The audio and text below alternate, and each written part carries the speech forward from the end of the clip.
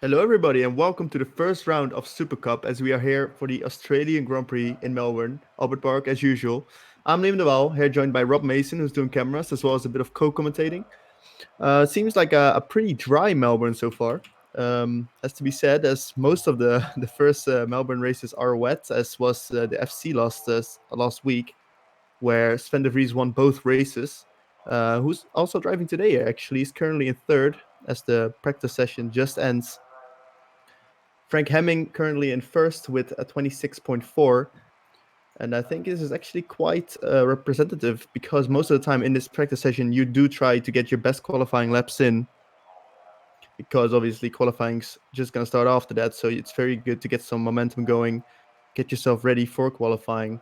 And that's why most people don't do race simulations or race stints in this session and rather focus on quali. The people that were good in the practice beforehand were also good in the practice for the actual race. Frank Hemming, very fast, has the fastest time recorded on the practice server, 26.2. Stephen Lexo also looking very quick together with Pedro Gomez and Yannis Walborn. And I don't think Sven de Vries needs any introduction. He's going to be right up there as well as Chris Williamson, our race director, is just telling every rule right now, and we're going to go right into qualifying. So an interesting new rule for this season is the top 10 needs to start on their qualifying compound, the compound they do their laps on, which has always been, but now it's only the top 10. In the previous years, it was everyone. So if you start on P11 now, it might not actually be that bad. You can start on another compound tire, and it can be a pretty good advantage. So we're going to have to see how that pans out as the cars are just now lining up behind the red light. Pedro Gomez first out. I'm expecting 3 timed laps, which has seemed usual the last couple of years. As the lights go green right here. Also some new rules for cutting. You are now allowed to also take the curbs, which has not been allowed in the last few years.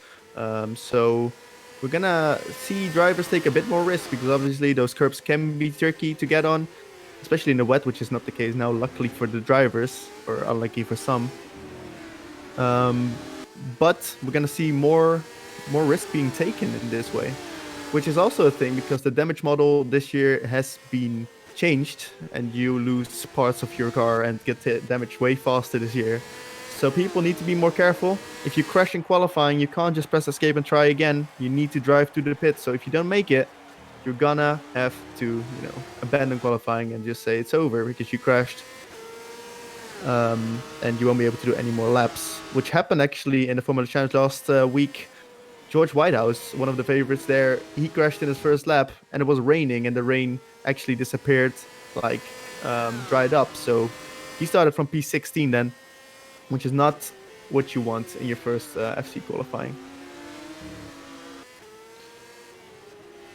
Pedro Gomez now coming back from a hiatus. He was Super League driver in 2018 for Red Archer, and he did very well in the highest class, but he disappeared, he came back, and now he's about to start his very first lap, just like everyone else, but he will be the first to set a time, and you have a good benchmark, because he's really fast. He seemed really fast. Let's see what he makes of this lap. Backmarker there getting out of the way, getting a little bit of slipstream with it. Slipstream very strong, DRS very strong. And there are also 3 DRS zones, which is very strong. So if you're behind someone in a race, you're going to gain a lot of speed.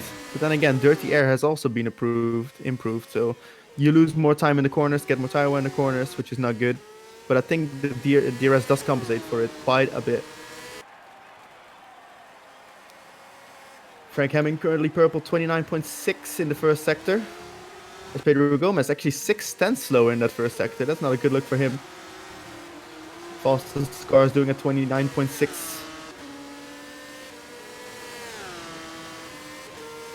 Can people get into the 25s is the question here. 26.2 the best so far, but obviously the grip's going to be very big. Frank Hemming looking very strong. Currently fastest so far in the first 2 sectors. Pedro Gomez setting a purple now in Sector 2, but doesn't matter if you're 6 tenths slower in Sector 1. Maybe has a bit more, or less downforce rather, which makes him faster in Sector 2. Or maybe he just made a mistake that I missed. Anyway, coming across the line right now, Pedro Gomez 27.3. That is not very fast. That's Quinte. He goes 26.7 immediately. Frank Hemming. Ooh, just 28 thousandths faster. Very good. No one else setting purple seconds right now, so I'm not expecting any improvements. Steven Lexer going to P3. Wolborn about also to finish his lap. Oh no, he's going into the pits. Made a mistake. Probably, yeah.